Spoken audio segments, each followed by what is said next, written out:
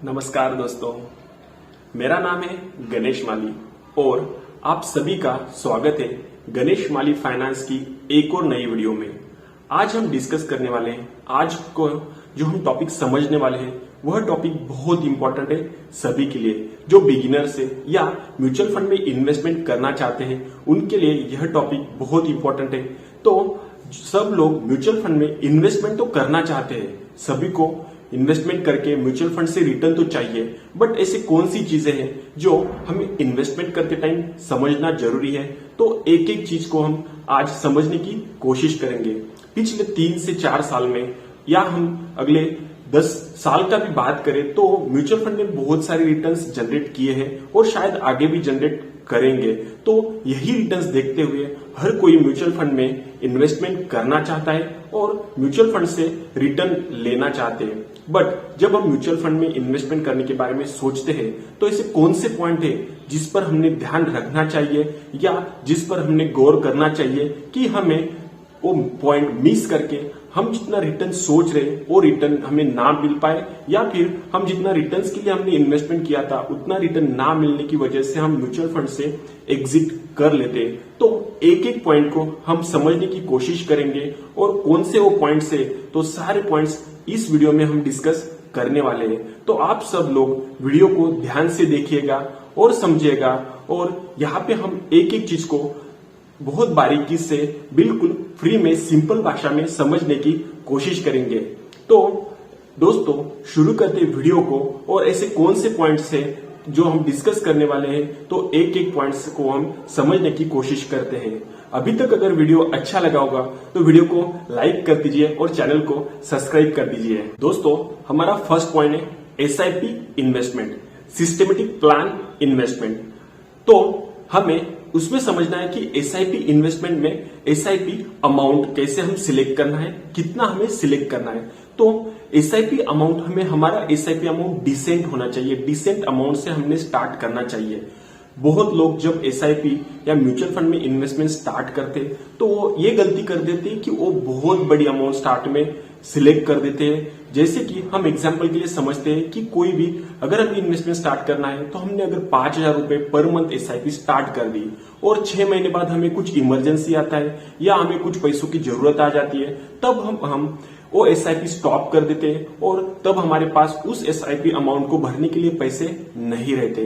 तो दोस्तों कभी भी आपको अगर एसआईपी इन्वेस्टमेंट स्टार्ट करनी है तो आपको पहले एसआईपी अमाउंट फिक्स करना पड़ेगा, और जो अमाउंट हम फिक्स कर रहे हैं वो लॉन्ग टर्म के लिए अगले 10 साल तक हम वो अमाउंट पे कर पाए, कंटिन्यू एसआईपी कर पाए, ऐसी वो अमाउंट होनी चाहिए। तो कभी भी अमाउंट सिलेक्ट करते चाहिए टाइम आप चाहे तो 1,000 2,000 से भी स्टार्ट कर सकते हैं, बट कभी भी अमाउंट ऐसी सिलेक्ट करो को जिससे हम अगले 10 साल तक कंटिन्यू एसआईपी कर पाए और हर महीने वो एसआईपी हमारी चलती रहे। और हमने जो एसआईपी अमाउंट फिक्स की है और वो अगर अगले 10 साल या 15 साल तक अगर हम कंटिन्यू रखते तो यकीनन आपको अच्छे रिटर्न मिलेंगे, क्योंकि आपका पैसा वहां पे कंपाउंड होगा, और जब पैसा कंपाउंड होता है तो आपको कंपाउंडिंग के साथ बहुत ज्यादा रिटर्न मिलते हैं। दोस्तों सेकंड पॉइंट है डिसिप्लिन।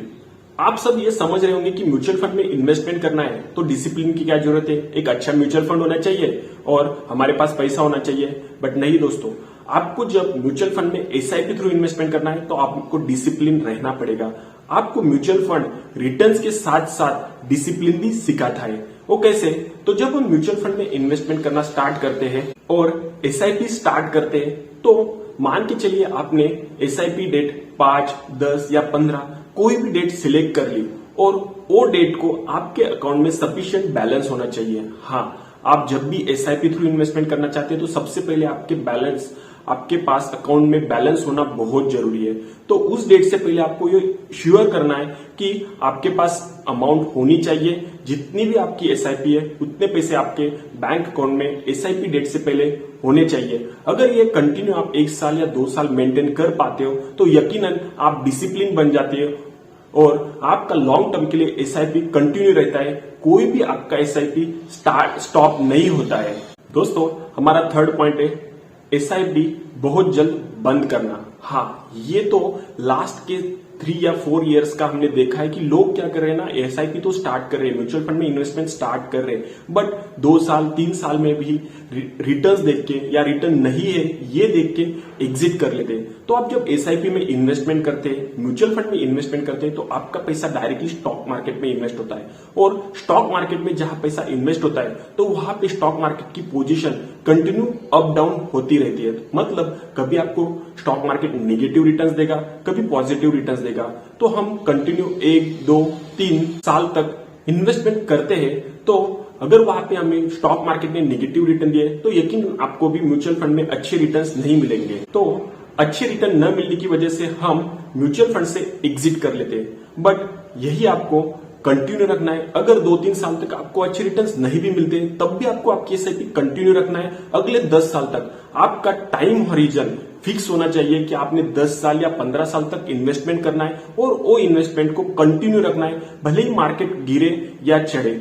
देखिए, आप अगर आपकी एसआईपी कंटिन्यू रखते हैं और मार्केट कंटिन्यूसली उतार चढ़ाव देता है तो आप एक एवरेज बनाते हैं, तो आपको यकीनन औसत रिटर्न जो मिलता है वो बढ़िया रिटर्न होता है आफ्टर 10 इयर्स। 10 साल के बाद, 15 साल के बाद आपको एसआईपी एक अच्छा रिटर्न जनरेट करके देती है। इसीलिए दोस्तों, अगर आप एसआईपी इन्वेस्टमेंट कर रहे हो, म्यूचुअल फंड में इन्वेस्टमेंट कर रहे हो, तो आपको एसआईपी बंद नहीं करनी है। कंटिन्यू 10 से 15 साल तक आपको एसआईपी शुरू रखनी है, कंटिन्यू करनी है। नेक्स्ट पॉइंट है हमारा 4th, उसको समझते हैं हम स्टेप अप इन्वेस्टमेंट। हाँ, स्टेप अप इन्वेस्टमेंट मतलब आज की डेट में बहुत सारी महंगाई बढ़ रही है, हमारी इनकम भी बढ़ रही है, और साल पर साल हमारी सैलरी भी बढ़ रही है। बट हमने जो एसआईपी स्टार्ट किया था, जिस अमाउंट से स्टार्ट किया था, क्या उस अमाउंट को हमने बढ़ाया है? क्या हमने कुछ नया म्यूचुअल फंड में इन्वेस्टमेंट किया है? तो बहुत सारे लोग नहीं करते। जो सालों पुराना उन्होंने इन्वेस्टमेंट स्टार्ट किया था, उतने ही निवेश को वो कंटिन्यू रखते, उतने ही पैसे को हर साल निवेश करते। दोस्तों, जैसे हमारी सैलरी बढ़ रही है, हमारी इनकम बढ़ रही है, वैसे ही हमने हमारा म्यूचुअल फंड में इन्वेस्टमेंट, एसआईपी में इन्वेस्टमेंट बढ़ाना चाहिए। तो ये आप 2 तरीके से कर सकते हैं। एक है कि आपका जो एग्जिस्टिंग म्यूचुअल फंड है उसके अलावा आप एक दूसरा नया म्यूचुअल फंड खरीद सकते हो। जैसे कि अगर आप 1,000 रुपए एक म्यूचुअल फंड में इन्वेस्टमेंट कर रहे हो, निवेश कर रहे हो, तो आप एक और दूसरा म्यूचुअल फंड ले सकते हो और उसमें भी 1,000 रुपए या 2,000 रुपए निवेश कर सकते हो। और दूसरा आपके पास एक ऑप्शन बनता है कि आप जो आपका प्रीवियस का पिछला म्यूचुअल फंड चल रहा है उसी में आप स्टेप अप एसआईपी कर सकते हो। स्टेप अप एसआईपी मतलब आप हर साल में एक जितना अमाउंट चाहे उतना अमाउंट का स्टेप अप, मतलब उसी पे उतने अमाउंट का हर साल अमाउंट बढ़ता जाएगा और वो हर एसआईपी में डिडक्ट होता जाएगा। तो इस तरीके से आप स्टेप अप एसआईपी भी कर सकते हो, या तो फिर नया म्यूचुअल फंड निकाल के उसमें भी एसआईपी अमाउंट बढ़ा सकते हो। दोस्तों, डिस्कस करने के लिए और समझने के लिए बहुत सारे पॉइंट्स है, बट हम यहाँ पे जो इंपॉर्टेंट पॉइंट है और जो हमारे निवेश पे इंपैक्ट कर सकते हैं, हमारे रिटर्न्स पे इंपैक्ट कर सकते हैं, उन्हीं पॉइंट को हम समझने की कोशिश करेंगे। तो बढ़ते हैं हमारे नेक्स्ट पॉइंट की तरफ। अगला पॉइंट है हमारा निवेश जोखिम, या जिसको हम रिस्क बोल सकते हैं। हाँ, इस पॉइंट का वैल्यू क्या है और इस पॉइंट को हम डिटेल में समझते हैं। तो जब हम म्यूचुअल फंड में इन्वेस्टमेंट कर रहे हैं तो हमें ये निवेश करते टाइम पता होना चाहिए कि हम म्यूचुअल फंड में इन्वेस्टमेंट मतलब ये एक रिस्क इन्वेस्टमेंट है, मतलब यहाँ पे हम हमारा पैसा जोखिम में डाल रहे हैं। तो आपको यहाँ पे बता देता हूं कि बाजार जोखिमों के अधीन है, मतलब हम जो इन्वेस्टमेंट कर रहे हो एक रिस्क इन्वेस्टमेंट है। तो हमें हमारा माइंडसेट बनाना पड़ेगा और हमारे माइंड को बताना पड़ेगा कि हम जो इन्वेस्टमेंट कर रहे हैं ये एक रिस्क इन्वेस्टमेंट है। यहाँ पे जो भी म्यूचुअल फंड में उतार चढ़ाव होगा, जो स्टॉक मार्केट में उतार चढ़ाव होगा, तो वहां पे आपको कभी कभी निगेटिव रिटर्न्स देखने को मिलेंगे। तो आपको वहां पे घबराना नहीं है, बट आपको आपकी एसआईपी कंटिन्यू रखना है अगले 10 साल तक, 15 साल तक, ताकि आपको 10 साल बाद जो भी रिटर्न्स मिलेंगे एवरेज बढ़िया रिटर्न मिलेंगे। सो आप अगर आपका माइंडसेट रेडी रखते हो और आपका माइंडसेट इस तरीके के रखिए कि जो मैं निवेश कर रहा हूं वो बाजार जोखिमों के अधीन है, तो मैं ये जोखिम लेने के लिए तैयार हूं और फिर भी मैं म्यूचुअल फंड में निवेश करना चाहता हूं। सो दोस्तों, इन पॉइंट्स को अगर देखकर समझकर आप निवेश करोगे और लॉन्ग टर्म के लिए इन्वेस्टमेंट करते रहोगे तो यकीनन आपको बहुत बढ़िया रिटर्न्स मिलने वाले हैं। दोस्तों, उम्मीद करता हूं यह वीडियो आपको पसंद आई होगी, और अगर यह वीडियो आपको अच्छी लगी होगी तो वीडियो को लाइक कर दीजिए, शेयर कर दीजिए। अगर इस चैनल पे आप नए हैं, फर्स्ट टाइम विजिट करें, तो चैनल को सब्सक्राइब कर दीजिए। तो दोस्तों, मिलते हैं एक और नई वीडियो में। एक और इंटरेस्टिंग टॉपिक के साथ। तब तक के लिए अपना ख्याल रखना। नमस्कार।